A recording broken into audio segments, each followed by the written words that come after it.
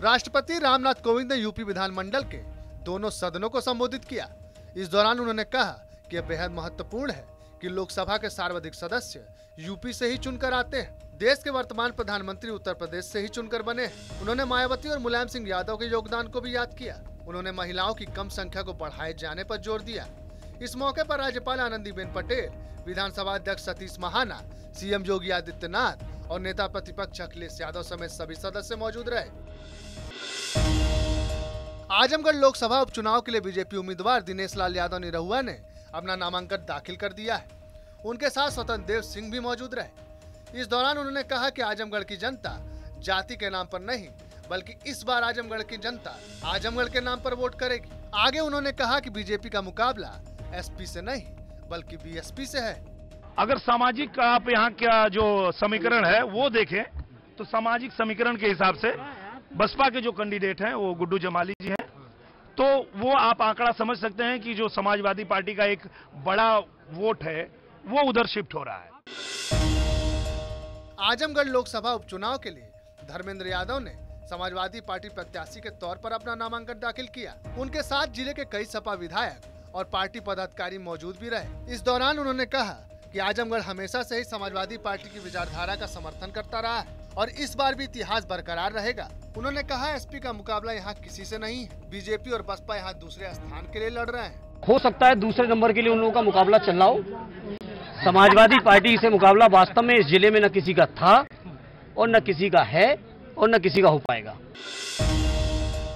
रामपुर लोकसभा उपचुनाव सीट से आसिम राजा ने बतौर समाजवादी पार्टी के उम्मीदवार के तौर पर नामांकन कर दिया है। वहीं बीजेपी प्रत्याशी घनश्याम सिंह लोधी ने रामपुर लोकसभा उपचुनाव सीट से अपना नामांकन दाखिल किया है। उत्तर प्रदेश में कांग्रेस पार्टी रामपुर और आजमगढ़ उपचुनाव में अपना प्रत्याशी नहीं उतारेगी। पार्टी ने इसकी जानकारी देते हुए कहा कि यह उचित होगा कि इन चुनाव से अलग पार्टी विधानसभा के नतीजों को देखते हुए यूपी में अपना पुनर्निर्माण करे, ताकि 2024 के चुनाव में अपने आप को मजबूत विकल्प के तौर पर पेश कर सके। बीएसपी अध्यक्ष मायावती ने नुपुर शर्मा के बयान पर अपनी प्रतिक्रिया दी है। उन्होंने ट्वीट कर लिखा कि देश में सभी धर्मों का सम्मान जरूरी है। किसी भी धर्म के लिए आपत्तिजनक भाषा का इस्तेमाल उचित नहीं है। इस मामले में बीजेपी को भी अपने लोगों पर सख्ती से शिकंजा कसना चाहिए। केवल उनको सस्पेंड करने और निकालने से काम नहीं चलेगा, बल्कि उनको सख्त कानून के तहत जेल भेजना चाहिए। वाराणसी सीरियल ब्लास्ट केस में आतंकी वलीउल्लाह की सजा का ऐलान हो गया है। 16 साल पहले 18 निर्दोष लोगों की जान लेने वाले दुर्दांत आतंकवादी वलीउल्लाह को गाजियाबाद जिला और सत्र न्यायालय ने फांसी की सजा सुनाई है। इसके अलावा उसे 50,000 का आर्थिक दंड भी देना होगा। 7 मार्च 2006 को संकटमोचन मंदिर और कैंट रेलवे स्टेशन पर सीरियल ब्लास्ट हुए थे। उसी शाम दशाश्वमेध घाट पर भी विस्फोटकों की बरामदगी हुई थी। वलीउल्लाह को धारा 302 भारतीय दंड संहिता के अंतर्गत मृत्युदंड और 50,000 रुपए अर्थदंड से दंडित किया गया है और तब तक फांसी पर लटकाया जाएगा जब तक कि उसकी मृत्यु न हो जाए, और उक्त दंडादेश तब तक निष्पादित नहीं किया जाएगा जब तक कि माननीय उच्च न्यायालय से उसे पुष्ट न कर दिया जाए। इसमें इस मुकदमे में धाराएं और भी लगी थी 307, 326, 324 और ये 307 में 10 वर्ष के सश्रम कारावास और 30,000 रुपए का अर्थदंड न अदा करने पर 1 वर्ष के सश्रम कारावास की सजा है। दूसरी धारा है 326, इसमें 7 साल की सजा की गई है और 20,000 रुपए का अर्थदंड है और अर्थदंड अदा न करने पर 6 माह का सश्रम कारावास। 324 में 2 साल की सजा और 5,000 रुपए का जुर्माना, अर्थदंड अदा न करने पर इसकी एवज में 1-2 माह की साधारण कारावास की सजा भुगतनी होगी। उत्तराखंड के उत्तरकाशी में 4 धाम यात्रियों से भरी बस रविवार शाम 200 फीट गहरी खाई में गिर गई। इस हादसे में 26 लोगों की मौत हो गई, जबकि 4 घायल हैं। बस में चालक, परिचालक और मध्य प्रदेश के पन्ना जिले के 28 तीर्थयात्री सवार थे।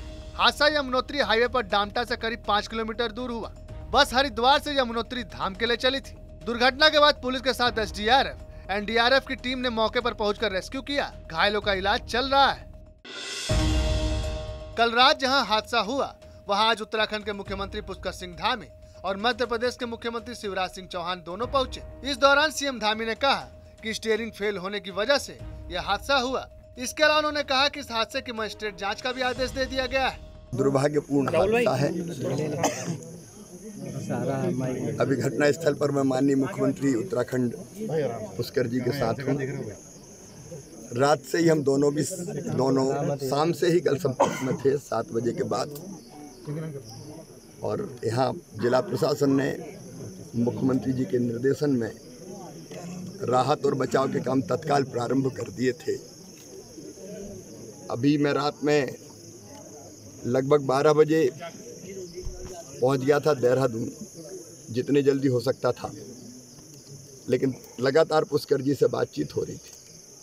मैं आभारी हूँ स्थानीय प्रशासन का और निवासियों का भी कि रात में ही पार्थिव शरीर जो यहाँ नीचे बिखरे हुए थे, रेस्क्यू करके रात में ही निकाल लिए। दामता के पास ये बस 30 लोगों को लेकर जा रही थी यमुनोत्री के लिए, और ब्रेक उसका स्टीयरिंग फेल हो गया, ऐसा ड्राइवर ने बताया है।